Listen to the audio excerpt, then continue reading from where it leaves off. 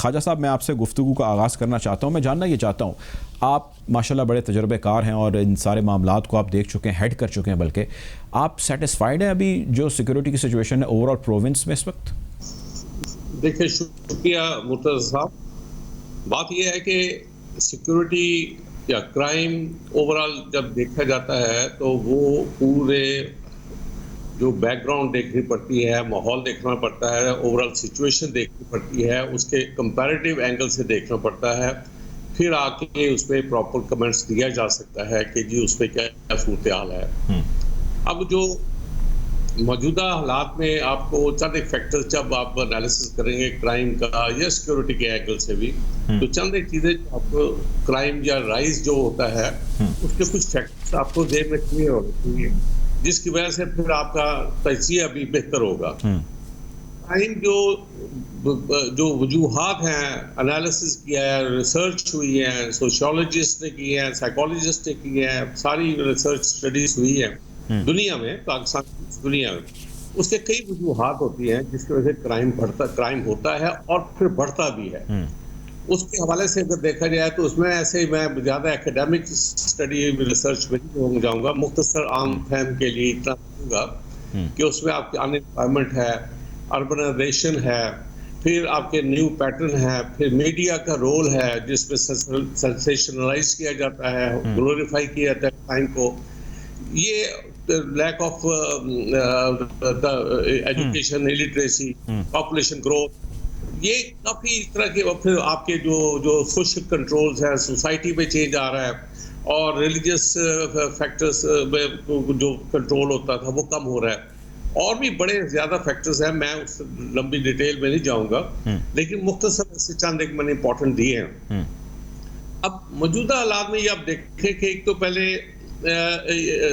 مختلف ٹائپ کے کرائم ہیں. ایک نارمل کرائم اگینسٹ پرسن ہے, ایک نارمل کرائم اگینسٹ پراپرٹی ہے. تیسرا جو ایلیمنٹ پیچھے تقریباً 2 ڈیکڈ سے 20 سال سے پیچھے آپ دیکھیں تو جو بہت زیادہ اٹینشن بھی لے رہا ہے, جس پر ریسورسز بھی ہو رہے ہیں, جس میں ہیوی طور پر کافی ہیوج جو ہے پولیس نے اور باقی اداروں نے بھی مالی اور جانی قربانیاں دی ہیں, وہ ٹیررزم ہے. یہ ایک نیا اینگل ہے جس میں جو پولیس کی کافی ریسورسز اور توجہ اس پہ زیادہ مرکوز رہی ہے. اب اس تمام انوائرمنٹ دیکھیں, اب لیٹسٹ جو ہے وہ دنیا میں اور پاکستان میں بھی جس میں ہمیں سیریس افیکٹ ہوئے ہیں, وہ کرونا کا جو وبا پھیلی ہے کووڈ-19 کی, اس میں اس کا رزلٹ کیا ہوا ہے, اس میں آپ کا جو ہے کاروباری حالات خراب ہوئے ہیں. میں یہ بات آپ کو فالو کر کے خواجہ صاحب, میں اب جاننا ہی چاہتا ہوں کہ ملٹیپل فیکٹرز ہیں, میری گزارش سنیے گا, ملٹیپل فیکٹرز ہیں. آپ بتا رہے ہیں, جس طرح آپ فرما رہے ہیں کہ ملٹیپل فیکٹرز کی وجہ سے کرائم کا سپائک بڑھتا ہے, یا اس کی انٹینسٹی, اس کی شدت یا حدت بڑھ جاتی ہے. اب اس کو کاؤنٹر کرنے کے لیے گورنمنٹ ایک ہیوی ڈپلائمنٹ اور ایک ہیوی بجٹنگ کرتی ہے, ریفارمز لاتی ہے, مختلف میجرز لیتی ہے کہ یار اب حالات جو بھی ہو رہے ہیں وہ تو ہو رہے ہیں, لیکن ہم نے اس کو روکنا بھی ہے. آپ اس سے سیٹسفائیڈ ہیں جو آج میجرز لیے جا رہے ہیں؟ میں اس کی ڈیٹیل میں بعد میں جاؤں گا کہ 6 IGs 3 سالوں میں بدل دیے, ٹیمز نہیں ہیں, کس طرح کام چلے گا, سیٹل ہی نہیں ہو پاتے لوگ. میں ڈیٹیلنگ میں بعد میں جاتا ہوں, لیکن میں اوور آل ایک پیرائے میں چاہتا ہوں کہ گفتگو کا آغاز کیا جائے ود یور سیٹسفیکشن اور ڈس سیٹسفیکشن. میرے خیال میں دیکھیں, سیٹسفیکشن تو کبھی بھی کسی کی بھی نہیں ہوگی, کیونکہ جو پولیس پہ جو اب ایکسپینڈیچر جو ہو رہے ہیں, یہ فگرز تو آپ کو اربوں کے نظر آئیں گے, لیکن پرسنٹیج وائز آپ دیکھیں گے تو وہ اس میں اتنا زیادہ نہیں ہے. یا انٹرنیشنل کمپیریزن میں جائیں گے تو جو پاکستان میں ہے کو $8 پر کیپٹا ہم خرچ کر رہے ہیں پولیس پہ, کہ اس کے لوگوں کو سیکورٹی پرووائڈ کرنے کے لیے. انڈیا میں 15-16% ہے, بنگلہ دیش میں بھی زیادہ ہے, ترکی میں $150 پر کیپٹا خرچ کیا جاتا ہے. اور جو میں یہ ان ملکوں کی جو ڈیولپنگ ہے, جو ڈیولپ ہے وہاں تو $300-200 پر کیپٹا ایوریج ہے. تو اس حوالے سے جو رائے ہے وہ کم ہے. ایک اس میں جو نیا اینگل جو چیزوں میں کرائم میں بڑھنے کا ہوتا ہے کہ جو اسٹڈیز ریسرچ کی گئی ہے وہ اس میں یہ دیکھا کہ پیٹرن جو ہے وہ اربن سینٹرز میں زیادہ کرائم بڑھتا ہے اور رورل ایریاز میں اتنا کرائم نہیں بڑھا. اور ہماری جو پاپولیشن جو مائگریشن کے حوالے سے دیکھا ہے تو اربنائزیشن ہماری بہت بڑھ رہی ہے, اور دیہاتی علاقوں سے لوگ شہروں میں وہ شفٹ ہو رہے ہیں جابس کے لیے, ان امپلائمنٹ کی وجہ سے. تو یہ ملٹیپل فیکٹرز کی وجہ سے صورتحال ہوتی ہے. تو اس میں میرا خیال ڈیفینیٹلی کافی چیزیں ہیں جو ابھی آپ نے ایک یہ آئی جی فریکوینٹ ٹرانسفر کی بات کی ہے، اس کے علاوہ بھی یہ کافی چیزیں ہیں جس میں اوورال مزید ضرورت ہے، حالانکہ امپروومنٹ کی ضرورت ہے،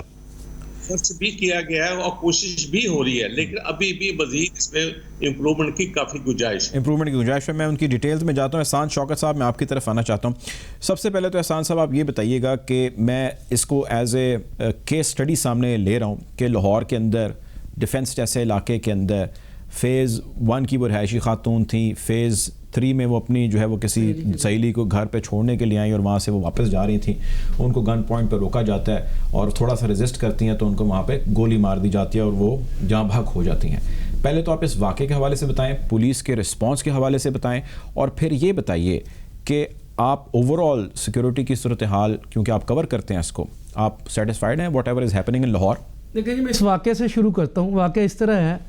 کہ جو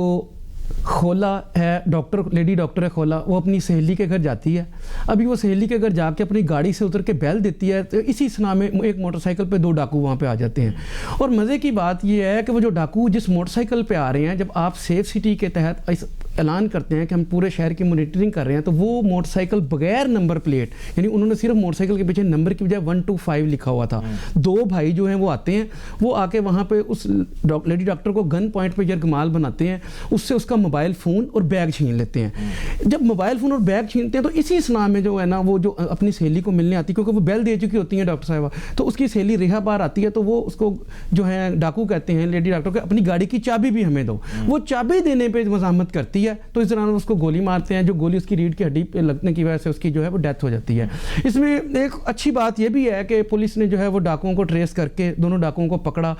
پھر ہم نے اس پہ بھی کی انویسٹیگیشن کی کہ واقعی انہوں نے ڈاکوؤں کو پکڑا یا کسی کو بھی دھر کے انہوں نے اپنے پریشر کم کرنے کے لیے ڈاکو بنا دیا ہے۔ تو واقعی انہوں نے ڈاکوؤں کو پکڑا تھا، کیونکہ جو وہ لیڈی ڈاکٹر کا جو موبائل اور جو پرس چھینا ہوا تھا وہ ان ڈاکوؤں سے برآمد ہو گیا ہے۔ اب ہم چلتے ہیں، ایسا بھی تو ہوتا ہے بعد احسان صاحب کہ برآمدگی ڈال دی جاتی ہے۔ برآمدگی ڈال دی جاتی ہے، کچھ چیزیں ایسی ہوتی ہیں کہ جو برآمدگی، لیکن جب اس لڑکی کا موبائل جو ہے جو سنیچ ہوا تھا وہ پولیس نے اگر برآمد کر لیا تو پھر ہمیں اتنی شک شبے کی گنجائش نہیں رہتی کہ جو ہے یہ واقعی ڈاکو تھے جو واردات میں ملوث تھے یا کہ ان کو دھر لیا گیا ہے۔ لیکن بات یہ ہے کہ ہم دیکھتے ہیں کہ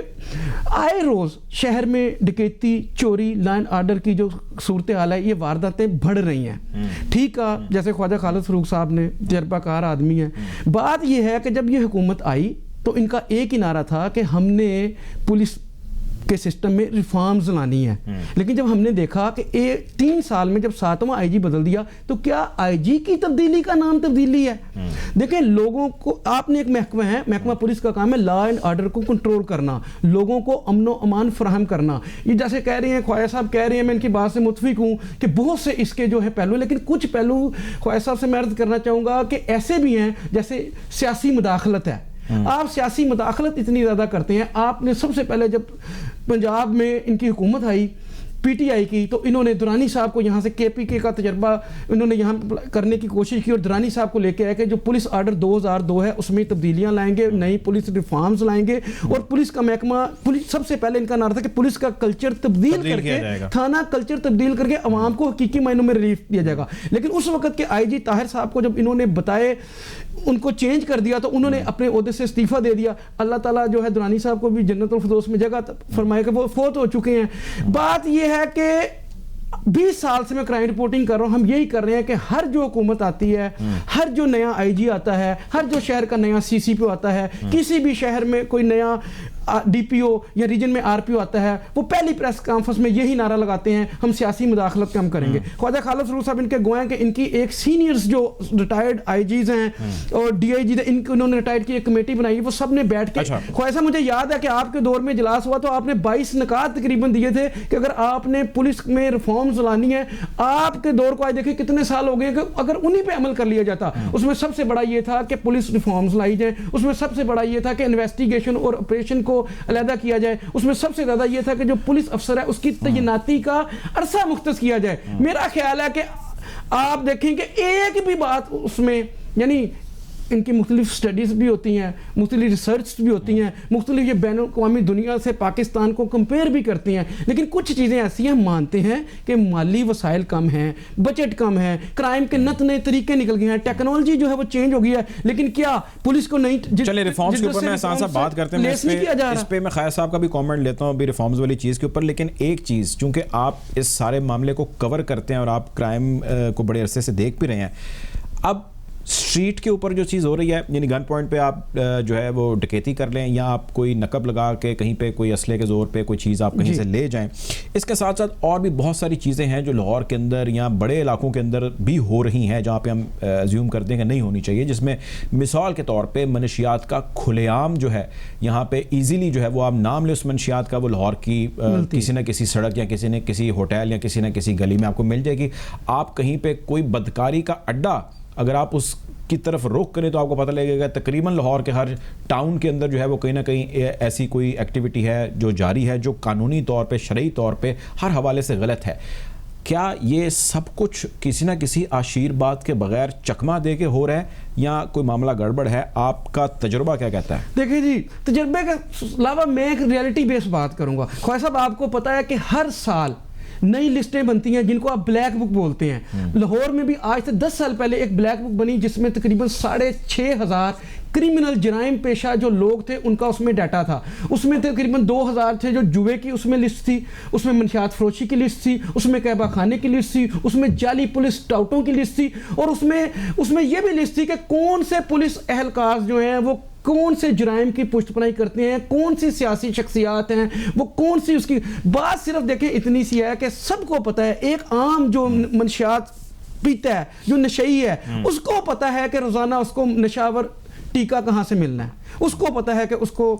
جہاں سے ملنا ہے. اور سب سے بڑی بات ہے دیکھیں خواجہ صاحب, میں آپ سے اس لیے بات کروں کہ آپ سامنے اٹھے, آپ کے دور میں تو ہم نے کبھی نام ہی نہیں سنا تھا کہ آئس کا نشہ بھی ہوتا ہے. آپ دیکھیں کہ آج ہر جگہ جو ہے وہ آئس کا نشہ مل رہا ہے. دیکھیں وہ آئس کا نشہ ہو یا جس طرح آپ بتا رہے ہیں کہ چرس کا نشہ ہو یا کوئی ٹیکے ہوں, اب ظاہر ہے یہ تو وہ سڑکوں پہ کسی نہ کسی سے لے لیتے ہیں, لیکن سوال یہ ہے کہ بھائی وہ بھی تو کسی سے لے کے آ رہے, ایک منظم نیٹ ورک ہے جو چل رہا ہے, آپریٹ کر رہا ہے, اسکولوں کالجز یونیورسٹیز کے اندر جو ہے یہ سلسلہ جاری, اور اس کے حوالے سے رپورٹس ہیں